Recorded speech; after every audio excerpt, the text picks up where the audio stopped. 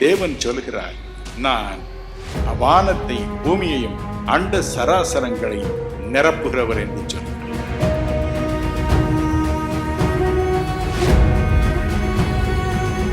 அதிகாலையில் என்னை தேடுகிறவர்கள் என்னை கண்டடைவார்கள்.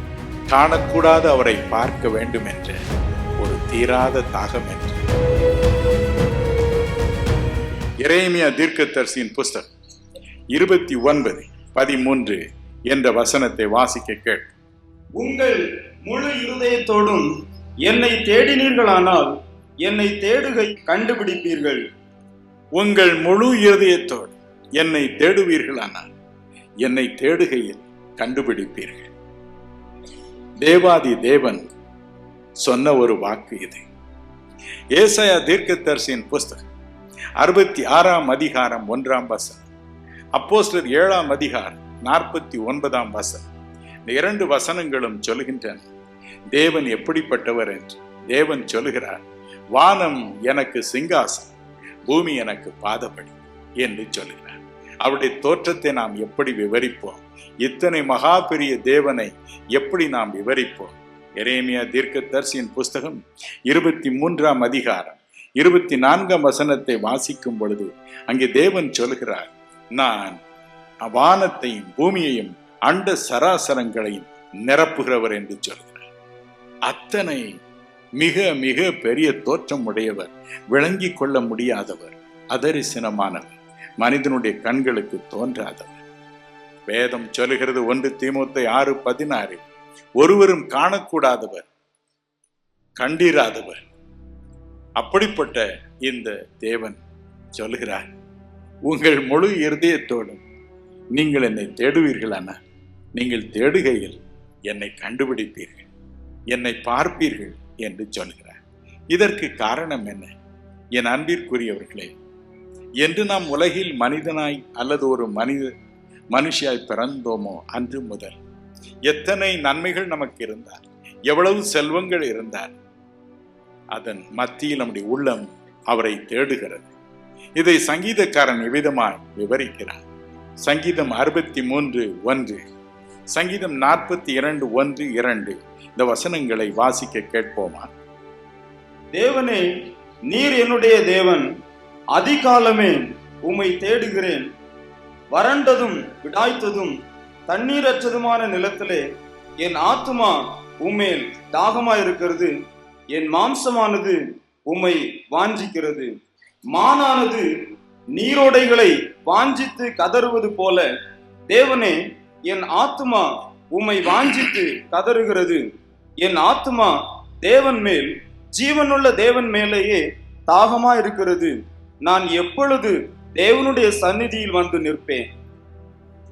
சங்கீதக்காரன் அப்படி சொல்கிறார். எனக்கு ஒரு தாகம். என்ன தாகம் அது? இறைவன் மீது உள்ள தாகம், காணக்கூடாத அவரை பார்க்க வேண்டும் என்ற ஒரு தீராத தாகம் என்று அவன் சொல்கிறான்.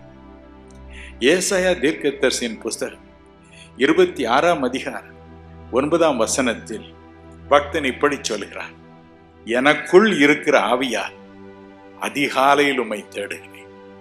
காலையில் எழுந்தவுடன் நம் ஒவ்வொருவருக்கும் ஞாபகம் வருவது இறைவன் தான். நான் அவரை பார்க்க வேண்டும், அவரை தரிசிக்க வேண்டும், அவரை என் உள்ளத்தில் நான் உணர வேண்டும் என்ற வாஞ்சை நம்மை வாட்டி வதைக்கிறது. எல்லாம் உலகத்தில் நமக்கு இருந்தால் அவருடைய பிரசன்னம் இன்னும் வேண்டும் என்று நம்முடைய உள்ளம் தவிக்கத்தான் செய்கிறது. பல ஆண்டுகளுக்கு முன்பு ஒரு விசை நான் அமெரிக்க நாட்டிற்கு செல்லும் ஒரு பாக்கியம் எனக்கு கிடைத்தது. அங்கே இந்திய நாட்டைச் சேர்ந்த ஒரு குடும்பத்தினர் என்னை அன்போடு வரவேற்றனர்.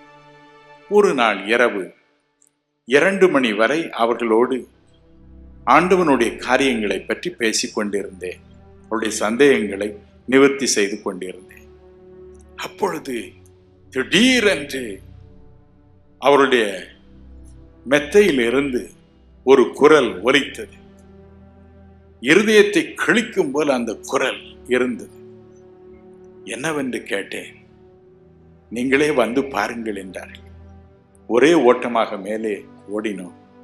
அவருடைய மூத்த மகன் சுமார் 9 வயது இருக்கு. அவனுடைய கண்கள் இறுக மூடி இருந்தன. 2 கைகளையும் இறுக இணைத்து ஒரே கூச்சல் போட்டான். அருகில் சென்று என்ன கூச்சல் போடுகிறான் என்று கேட்டேன். ஐ want my daddy, daddy, I want my daddy. ஒரே கூச்சல். அருகில் தகப்பனார் சென்றார். அவனை எழுப்பினார். தம்பி, இதோ பார், அப்பா பக்கத்துல இருக்கிறேன் பார் என்றார். மெதுவாக கண்ணை திறந்து பார்த்தான். அதன் பிறகு தன்னை அடக்கி கொண்டான். மறுபடியும் உறங்கிவிட்டான்.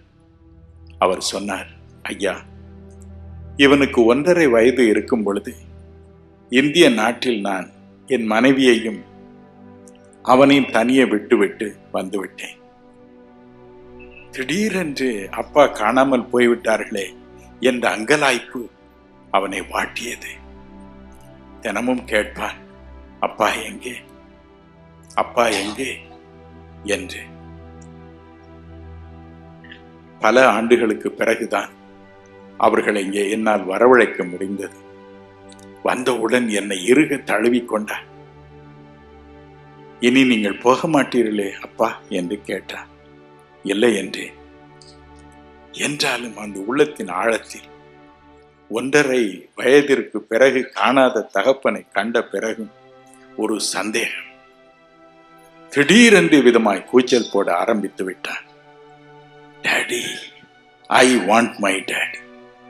எனினும் அன்று இரவு அவனுக்காக கண்ணீரோடு அருள்நாதரிடம் மன்றாடினோம். அன்று முதல் அந்த கூச்சல் நின்று.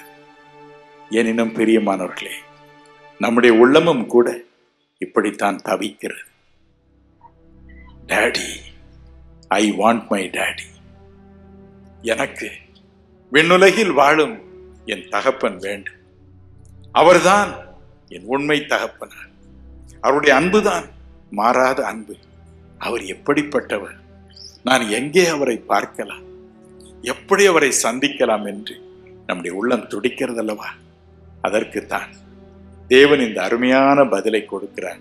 எரேமியா 29:13 அவர் சொல்கிறார், உங்கள் முழு இருதயத்தோடும் நீங்கள் என்னை தேடுவீர்களான என்னை தேடுகையில் என்னை கண்டுபிடிப்பீர்கள். ஒவ்வொரு நாள் காலையிலும் இந்த தாகம் என்னை வாட்டுகிறது என்று சங்கீதக்காரன் சொல்கிறார். நீதிமொழிகள் 8:17 தேவன் பதில் கொடுக்கிறார்.